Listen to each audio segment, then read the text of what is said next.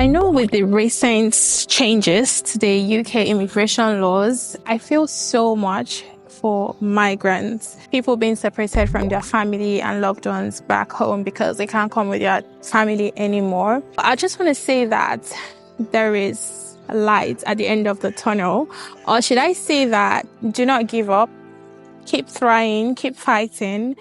I'll be sharing a story with you guys today, and this is a series I plan to start on my channel where I'll be sharing stories of things happening to African immigrants who migrated to the UK in search for better life. It's not like we don't have better life back home, we do, okay? Some of us just want to change environment, what they are going through, and how things are going, and maybe you can learn one or two things from there, because I've read tons and tons of stories, and I feel like it's high time we start sharing our stories. And that is what I'm going to be doing on this channel. So that's enough with the series. I'm going to be sharing a story with you today. I hope you enjoy it.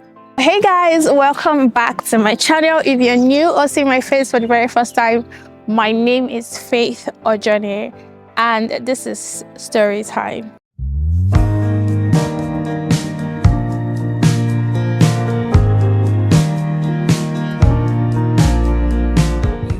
I would like to tell you my experience with this really nice leather bag from Teddy Blake.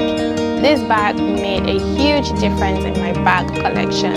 Let me start by talking about how sturdy this bag is. I've had this bag for 2 years now, going on 3, and the leather is super strong.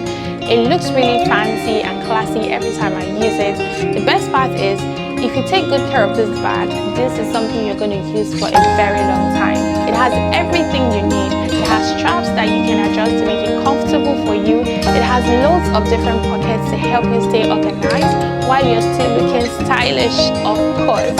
I'm sure you're wondering, okay, why are you telling us about Teddy Blake bag?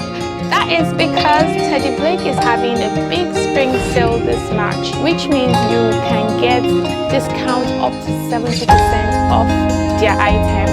So if you want to add a touch of timeless elegance to your style with one of their luxurious leather bags, then don't miss out on these sales. Head to their website. I'll leave the link in the description box below and shop your Teddy Blake bag today. Today I'll be sharing a story of an individual from Nigeria, okay?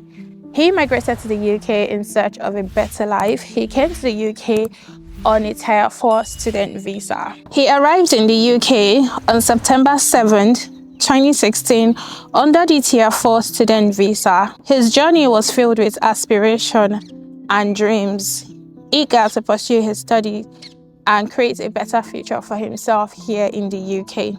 As time passed, he fell in love and got married to a British national from Zimbabwe on July 31st, 2018.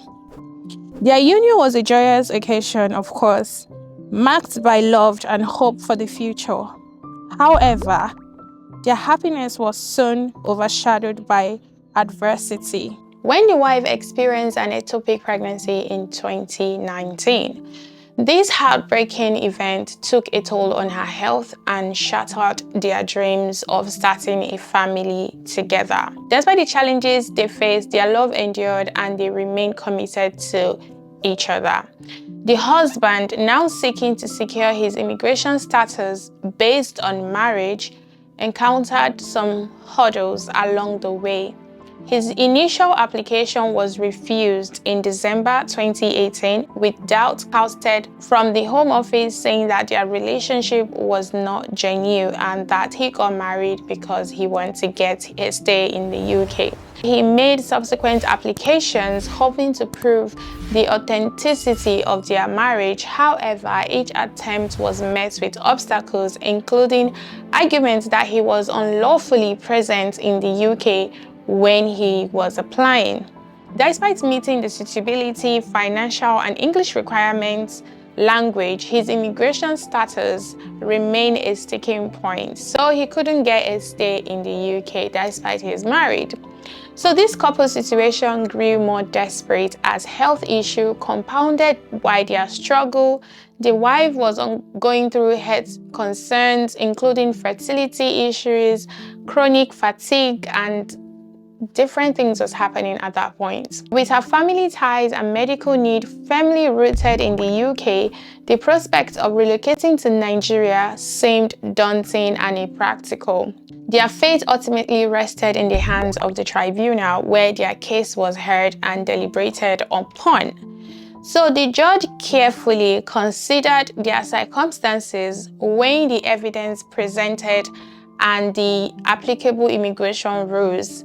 Despite the heartfelt plea and compelling arguments, the plea was dismissed under Article 8 of the European Convention on Human Rights. Disheartened by this outcome, the couple sought to challenge the decision. Citing grounds of appeal, they argued that the judge failed to grasp the gravity of their situation, particularly the obstacle they will face if they are forced out of the UK. They decided to fight this legal battle so that the husband can remain in the UK and she can be here with her family.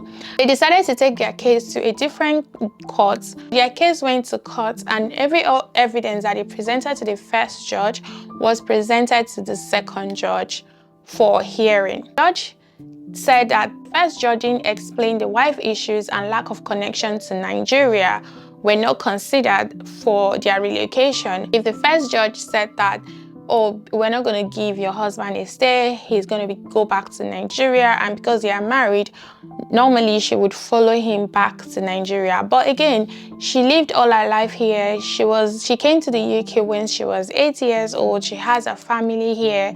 She has tie to the UK, not Nigeria. And she's currently experiencing some health issues.